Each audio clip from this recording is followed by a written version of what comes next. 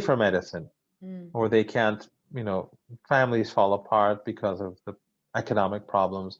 And this is the objective of European governments, these very sophisticated European politicians who go to operas and things like that.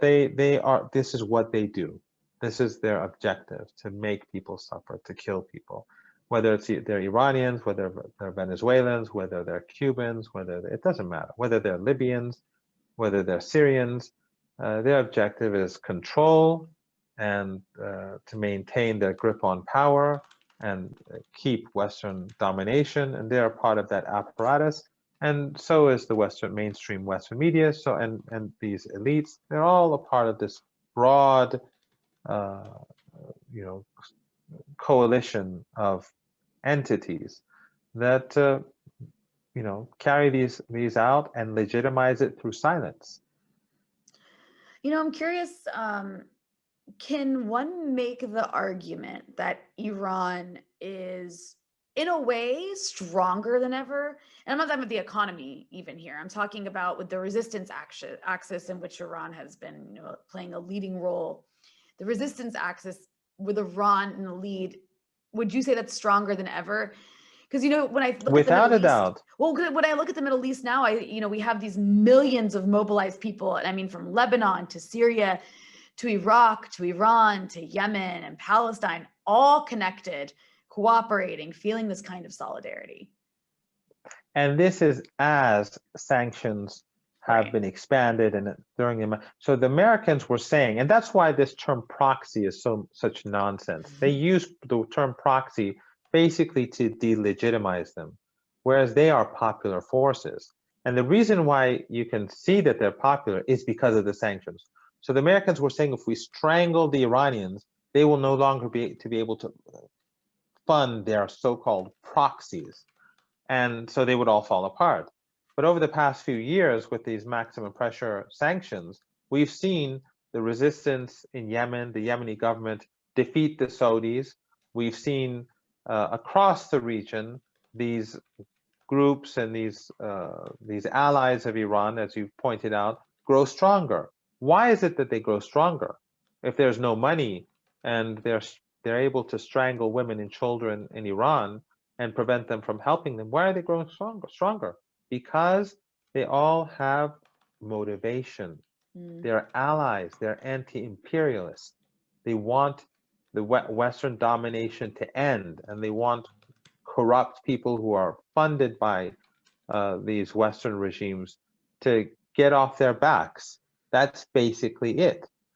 And no matter what the Americans attempt to do, they're destined to fail. And their regional allies will not last unless they change their policy. Saudi Arabia cannot continue to go down this road without becoming unstable. And the same is true with other pro-Western dictatorships in this region. They support the dictatorships in this region, but they call these popular groups proxies. And by the way, one thing that I should point out is that Iran's relationship with these groups is very different from American and Saudi relations. The Americans dictate terms to people. The people who they support, they dictate terms. They say, this has to be the prime minister. This has to be done. This has to be, they tell them what has to be done. The Saudis do the same. The others do the same. But you know as well as I, Iran does not tell Hezbollah what to do. Hezbollah has just as much influence over Iran as Iran has. They are allies. They are friends. The same is true with Iran's allies in Iraq. Iran doesn't tell anyone what to do. They have similar worldviews. They want independence from these ugly regimes that impose cruel and brutal sanctions, that support apartheid, that support extremists that come from the Wahhabi school of thought funded by Saudi Arabia and others. They want freedom from this Western dystopia that has been created across our region. In Libya, I mean, Iran has nothing to do with Libya, but we see that in Libya, the NATO has destroyed a country that was the most advanced in the whole of Africa. People were more wealthy, they had healthcare, they had schools. they destroyed the country. So, you know, or in Latin, what we see in Latin America is very similar to what we see in this part of the world. It's not just Muslims. It's the global South. Hmm. And these people want the Americans to go away. And the irony is that if the Americans had behaved normally, many of these groups would have been friendly to the United States. If the Saudis had spent 1%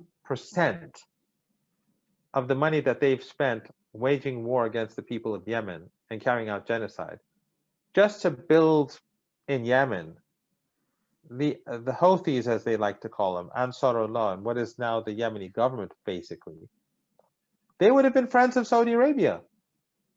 But the Saudis chose to destroy their reserves, and the future does not look good for Saudi Arabia, instead of just cooperating with the government in Yemen.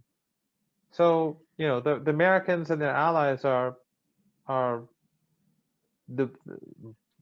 they're more, let's say, responsible for the decline of their empire than anyone else. Their own policies are what is bringing about the destruction of this empire. At a time when countries like China are on the rise, the Americans continue to waste trillions of dollars to, you know, to crush dissent